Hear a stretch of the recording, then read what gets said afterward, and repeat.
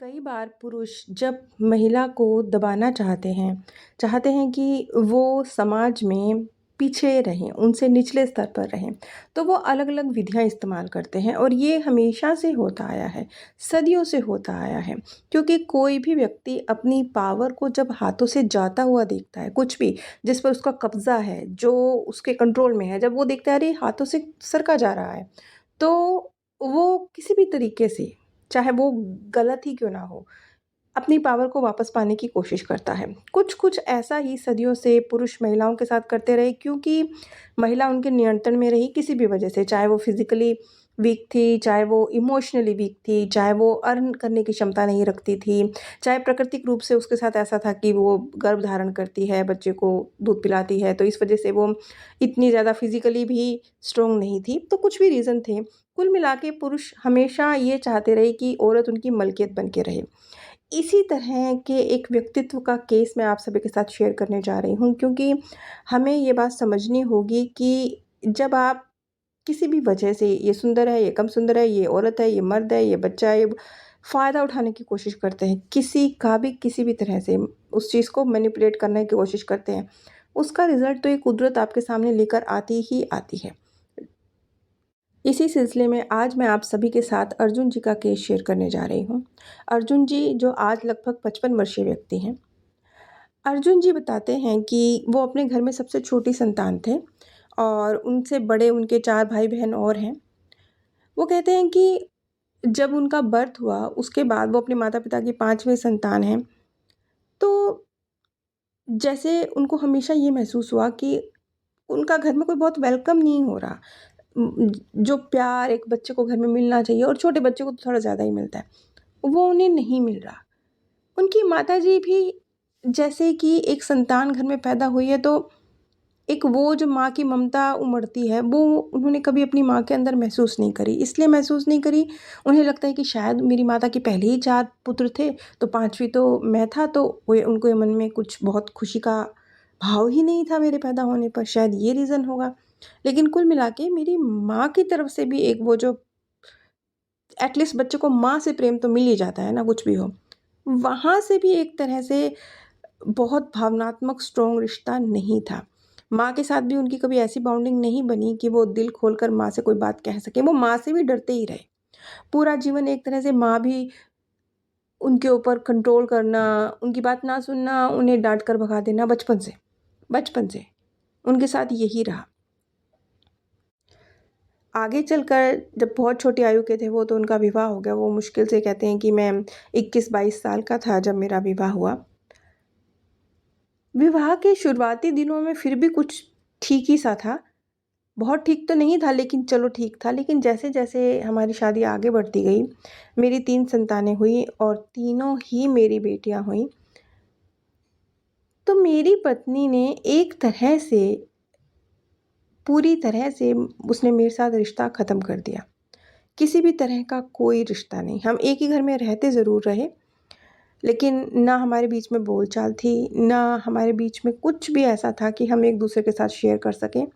सिर्फ़ ये रहा कि मैं हमेशा उस घर में अपने आप को जैसे एक नौकर की स्थिति होती है, कमाऊ नौकर, ऐसे में था।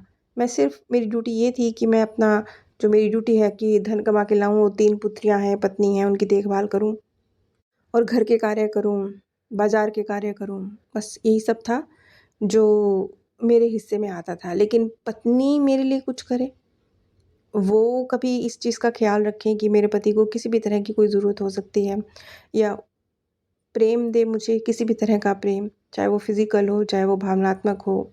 कभी प्यार से वो मेरे लिए मेरी पसंद का खाना बना दे, नहीं, ऐसा कभी नहीं हुआ। सब कुछ करने के बावजूद उनकी पत्नी एक रूखे स्वभाव के साथ रही।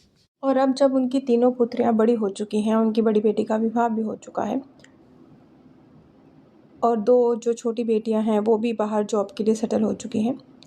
वो कहते हैं कि महीनों-महीनों गुज़र जाते हैं, आना तो दूर की बात है, मेरी बेटियों को ये भी नहीं लगता कि कभी वो अपने पापा से फ़ोन पर बात ही कर लें और कभी भूले-भटके अगर वो होली-दिवाली पर घर आती भी हैं, तो एक कम्युनिकेशन गैप हमेशा रहता है। दिल खोल कर वो कभी मुझसे बात करें, बैठें, मुझे गले लगाएँ, ऐसा तो कभी नहीं होता। तो ये जो उनकी ज़िंदगी में एक ना माँ, ना पत्नी, ना बेटियाँ, जबकि ये बहुत अजीब है। आम तौर पर जीवन में कहीं पर भी आप कह सकते हैं कि मुझे प्रेम नहीं मिला, ठोकरें मिली। लेकिन जहाँ माँ की या बेटियों की बात आती है, वहाँ तो प्यार मिलता ही है। जब वहाँ पर भी ना मिले तो कहीं तो कुछ तो गलत है। अब मैं आप सभी के साथ अर्जुन जी का पीएलआर शेयर करने जा रही हूँ। अर्जुन जी ने पास्ट बर्थ में एक ऐसे पुजारी का रोल प्ले करा। वो एक गांव के संभ्रांत पढ़े लिखे व्यक्ति, पढ़े लिखे पुजारी, जिनका बहुत मान सम्मान है, जिनकी बातों को लोग भगवान तुल्य, मुंह से निकला लफ्ज़ पूरा होना चाहिए, बहुत आदर सत्कार है उनका। एक रिस्पेक्टेड व्यक्ति के रूप में गांव के प्रतिष्ठित मंदिर के बड़े पुजारी, एक मान सम्मान है, समाज में स्थान है, समाज में उनको जगह दी जाती है, उनकी बात सुनी जाती है और मानी जाती है। गांव के लोग ज़रूरत के वक्त उनसे आकर सलाह लेते हैं। गांव में कोई भी ऐसा धार्मिक कार्य नहीं होता जिसमें जो उनके आए बिना कंप्लीट हो जाए। अगले दृश्य में वो देखते हैं, आज जो महिला इस बर्थ में उनकी माँ के रोल में है, उस महिला को उन्होंने उसी मंदिर में बहुत ही खूबसूरत, एकदम जो जो ज़बान से नहीं, जो दिल से निकले, ऐसा एक बिल्कुल मंत्र मुग्ध कर दे जो किसी को, ऐसा एक प्यारी आवाज़ में, खूबसूरत आवाज़ के साथ भजन गाते हुए देखा। वो इतना प्यारा भजन गा रही थी कि कोई ढोलक नहीं, कोई तबला नहीं, कुछ नहीं, कोई संगत नहीं, अकेला ही अपनी आवाज़ का जादू बिखेर रही हैं। और मंदिर में बहुत सारे जो श्रद्धालुगण आए हुए हैं, वो सब कुछ छोड़ छाड़ के सिर्फ उनके भजन के लिए मंदिर में बैठे हुए हैं। स्थिति ये है कि पुजारी जी जो प्रवचन देते हैं उसमें किसी को रुचि नहीं है, लेकिन वो महिला जो इस बर्थ में उनकी माँ के रोल में है, जब वो गाती है, जब वो अपने सुर छेड़ती है, तो हर कोई उन्हीं को सुनना चाहता है, मंत्रमुग्ध होकर वहीं खड़ा रह जाता है। स्थिति ये बनती जा रही है कि अब उस मंदिर में लोग पुजारी जी से बात करने नहीं, उस महिला को देवी तुल्य मानकर उनकी आवाज़ के जादू से खींचे चले आते हैं, उनके भजनों के लिए मंदिर में आते हैं। और अब जो चढ़ावा कभी पुजारी जी के पास जाया करता था दान दक्षिणा के रूप में, अब वो उस महिला के पास आता है। दान दक्षिणा तो छोटी चीज़ है, साथ ही साथ वो सम्मान भी आता है जो कभी पुजारी जी के हिस्से में आता था। अब लोग पुजारी जी से बात करने के लिए उत्सुक कम होते हैं और उस महिला के संगीत को सुनने के लिए, उनसे आशीर्वाद लेने के लिए उत्सुक ज़्यादा होते हैं। उस बर्थ में उनकी माता जी उसी मंदिर के छोटे पुजारी की पत्नी के रोल में है, जिसकी उस मंदिर में कोई विशेष महत्ता नहीं है। वो एक तरह से बड़े पुजारी जी के नौकर की तरह ही हैं, जो बस उनके ऑर्डर को फॉलो करता है।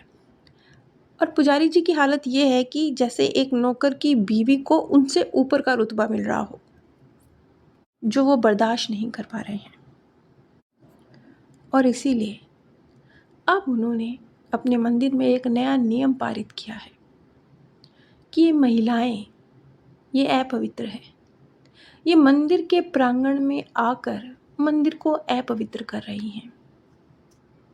इनकी दिनचर्या में पवित्रता नहीं है, इसलिए इनका मंदिर में आगमन नहीं होना चाहिए। हकीकत में ये उस महिला के आगमन को रोकने की तैयारी है, क्योंकि पुजारी जी नहीं चाहते कि वो महिला इस गांव में ही रहे। मंदिर तो बहुत दूर की बात है, वो इस गांव में भी ना रहे, वो इसका इंतज़ाम करना चाहते हैं। और इसके लिए उन्होंने उस महिला के चरित्र पर लांछन लगाने की कोशिश करी, जिसमें वो सफल भी रहे। क्योंकि महिला का चरित्र ये समाज ने एक ऐसी चीज़ बनाई है कि बहुत आसानी से आप कलंकित कर पाते हैं। आपके दो लफ्ज़ ही किसी महिला के चरित्र को कलंकित करने के लिए काफ़ी होते हैं। और कमाल की बात है, वही दो लफ्ज़ जब आप किसी पुरुष के लिए बोलते हैं तो पुरुष का चरित्र इतना कलंकित नहीं होता, लेकिन वही दो लफ्ज़ कि ये चरित्रहीन है, जब आप महिला के लिए बोलते हैं तो उसके चरित्र को कलंकित मान लिया जाता है। आज के समय में परिस्थितियाँ अलग हैं तो हम इस चीज़ को नहीं समझ सकते, लेकिन ये जिस समय की बात है उस समय पर ये बहुत बड़ी बात थी। आज के वक्त में तो स्त्रियां खुद ही, हम देख सकते हैं कि किस तरीके से सोशल मीडिया पर उपलब्ध हैं, लेकिन उस समय पर किसी नारी के चरित्र पर उंगली उठाना बहुत बड़ी बात थी, जो कि पुजारी जी ने द्वेष की भावना से, क्योंकि वो उनसे ऊपर का स्थान ग्रहण करती जा रही, वो भी एक महिला, वो भी उनके मतलब नौकर समान व्यक्ति की पत्नी, ये कैसे हो सकता है। और इसमें वो सफल रहे, उस महिला को तिरस्कृत करके गांव से निकलवाने में वो सफल रहे। और इस बात में वही महिला उनकी माँ के रोल में है। और जब उन्होंने ये जाना तो उन्हें लगा कि मेरी माँ ने तो मेरे साथ कुछ भी नहीं करा, जो मैंने उनके साथ किया इसके बदले में तो अगर वो मुझे कोड़े से भी मारती तो वो कम होता। अपनी पत्नी को उन्होंने, जो इस बर्थ में उनकी पत्नी है, पास्ट बर्थ में भी उन्होंने अपनी पत्नी के रोल में ही देखा। उन्होंने देखा कि उनका एक बर्थ है जिसमें वो एक अच्छे संभ्रांत परिवार के ज़मींदार व्यक्ति के रोल में है, लेकिन वो बहुत खूबसूरत व्यक्ति नहीं है। अमीर हैं, समाज में रुतबा है, मान सम्मान है, लेकिन शारीरिक आकर्षण बहुत ज़्यादा नहीं है। और इस बर्थ में जो उनकी पत्नी है वो उस बर्थ में भी उनके पत्नी के रोल में ही है और अत्यधिक खूबसूरत है। वो एक गरीब घर की महिला है जो बहुत खूबसूरत है, और क्योंकि वो एक धनवान है इसी नाते उनका विवाह उस महिला से हुआ है। जो भी उनकी पत्नी की तरफ देखता है बस अपनी नज़र नहीं हटा पाता और उनकी खूबसूरती की तारीफ़ के बिना रह नहीं पाता, क्योंकि उनकी पत्नी निहायत ही न सिर्फ खूबसूरत बल्कि लज्जाशील महिला है, जिसको देखकर, उनकी आंखों की तरफ देखकर किसी कोई भी मन में आकर्षण उत्पन्न हो सकता है। उनकी सादगी में ही उनका सौंदर्य झलकता है और ये चीज़ उन्हें बर्दाश्त नहीं हो रही। उन्हें ऐसा लग रहा है कि क्योंकि वो कम खूबसूरत हैं, शायद इसलिए उनकी पत्नी अपने आप को उनसे सुपीरियर समझती है, जबकि ऐसा कुछ भी नहीं था। उन्हें लगता था कि दूसरे पुरुष मेरी पत्नी के प्रति आकर्षित होते हैं। इसमें भी उनकी पत्नी का कोई कसूर नहीं था। यदि दूसरे पुरुष आकर्षित भी होते हैं तो भी उसमें उनकी पत्नी का कोई कसूर नहीं था, लेकिन उनके मन में एक दर्द की भावना थी कि कोई और पुरुष मेरी पत्नी के प्रति आकर्षित कैसे हो सकता है, ये मुझसे ज़्यादा खूबसूरत, इतनी हसीन कैसे लग सकती है। और अपनी पत्नी की खूबसूरती को ख़त्म करने का, उन्हें दूसरे पुरुषों की नज़रों में आकर्षणहीन बनाने का उन्होंने एक अचूक तरीका निकाला। वो तरीका जो समाज की नज़रों में सही था। उन्होंने अपनी पत्नी को हमेशा ही हमेशा गर्भवती रखा। साल दर साल, साल दर साल उनकी पत्नी, जो निहायत ही खूबसूरत महिला थी, वो संतान उत्पन्न किए जा रही थी। उन्होंने लगभग 15-16 संतानों को जन्म दिया। हर साल वो बच्चा पैदा करती थी। उनका शरीर दिन गुजरने के साथ साथ ख़त्म होता जा रहा था और हर बच्चे के साथ उनका रूप और यौवन समाप्त होता जा रहा था। और इस सब से वो स्वयं बहुत खुश थे, क्योंकि वो यही तो चाहते थे कि उनकी पत्नी के रूप आकर्षण से कोई और ना बंधे, कोई और पुरुष उनकी पत्नी की तरफ ना देखे। और वो उन्होंने पूरा किया, साल दर साल एक संतान को जन्म दिलवाकर। अपनी पत्नी को खूबसूरत ना दिखे सिर्फ इसलिए उन्होंने अपनी पत्नी के ऊपर गहरे रंगों के कपड़े पहनने की पाबंदी लगा दी, उसके सजने संवरने पर पाबंदी लगा दी, उसके बाल बनाने पर पाबंदी लगा दी। कुल मिला के उस समय पर उस महिला का खूबसूरत होना ही उसके जीवन की तबाही की वजह बन गया। और इस बात में वो महिला उनकी पत्नी के रोल में है। जब अर्जुन जी ने ये सब कुछ जाना तो उन्हें ये बात समझ में आई कि ये तो कुछ भी नहीं है। मेरी पत्नी और मेरी माता तो बहुत ही अच्छी महिलाएं हैं। मैंने जो कुछ किया उसके मुकाबले तो उन्होंने मुझ साथ कुछ गलत किया ही नहीं है। अर्जुन जी का केस तो यहीं ख़त्म होता है, लेकिन हमें ये चीज़ समझनी होगी कि किसी भी इंसान को जब आप, चाहे इंसान तो छोड़ दीजिए, जानवर को भी आप दबाने की कोशिश करते हैं, आप कीड़ी को भी, चींटी को भी मारने की कोशिश करते हैं, तो एक टाइम के बाद वो भी उठकर डंक मारती है, चाहे उसका डंक की कोई वैल्यू ना हो, चाहे वो आपको एक पिन की तरह भी ना चुभे, लेकिन वो मारती है। महिलाओं ने तो बहुत बहुत बहुत सहा है, अब जाके वो अपना डंक निकालने लगी हैं और चुभाने लगी हैं। तो हमें समझना होगा कि जिन महिलाओं ने इतना इतना इतना सहा है, उन्होंने जो सैक्रिफाइस किए हैं, वो अपने माता पिता का घर छोड़ती हैं, अपना नाम छोड़ती हैं, अपनी धन संपत्ति छोड़ती हैं, आपके घर आती हैं, आपका वंश चलाती हैं, आपके माता पिता की सेवा करती हैं। इसकी एवज़ में शायद आप कभी साल में 2 दिन भी उनके माता पिता की सेवा नहीं करते होंगे, लेकिन आप उम्मीद करते हैं 365 दिन वो आपके माता पिता की सेवा करें। आप यदि अपने ससुराल जाते हैं तो एक मेहमान नवाज़ी को प्राप्त करते हैं, और वो जब अपने ससुराल आती हैं तो एक नौकरानी की तरह उनसे डील किया जाता है। तो एक महिला जब इतना सब कुछ सहती है, तो एक पति होने के नाते आपकी ड्यूटी बनती है कि आप उनकी सपोर्ट बने, उन्हें यूज़ ना होने दें और उनके त्याग की रिस्पेक्ट करें। और सबसे बड़ी बात, जैसे जैसे वक्त गुजरता जा रहा है, जो आधुनिक जीवन में परिवर्तन आ रहे हैं, उसमें आपको ये चीज़ चाहे या ना चाहे, आपको स्वीकार करनी पड़ेगी कि अब जो नई जनरेशन आएगी, वो आपके परिवार को आपकी पत्नी ज्वाइन नहीं करेगी। आप अपनी पत्नी के साथ मिलकर एक नया परिवार बनाएंगे। वो अगर अपने परिवार को छोड़ के आ रही है तो इसलिए नहीं आ रही है कि वो आपके परिवार को ज्वाइन करेगी। एक समय था जब ये कहा जाता था कि एक महिला की शादी पूरे परिवार से होती है, लेकिन आज के वक्त में यदि पति पत्नी भी एक दूसरे के साथ अच्छा रिश्ता निभा लें तो ये बहुत बड़ी बात होती है। एक महिला से ये उम्मीद करनी कि एक 22-23 साल की लड़की पूरे परिवार के साथ निभाएगी, ये बहुत डिफ़िकल्ट है। और अगर आप चाहते हैं वो निभाए तो पहल आपको करनी होगी। अगर आपके जीवन में भी कुछ सवाल हैं, आप कुछ जानना चाहते हैं, जीवन क्यों उलझा हुआ है, कैसे सुलझेगा, कहाँ से कौन सी चीज़ है जो तंग कर रही है, कौन सी चीज़ है जिसे हटा दिया जाए तो मामला ठीक हो जाए, क्या किया जाए?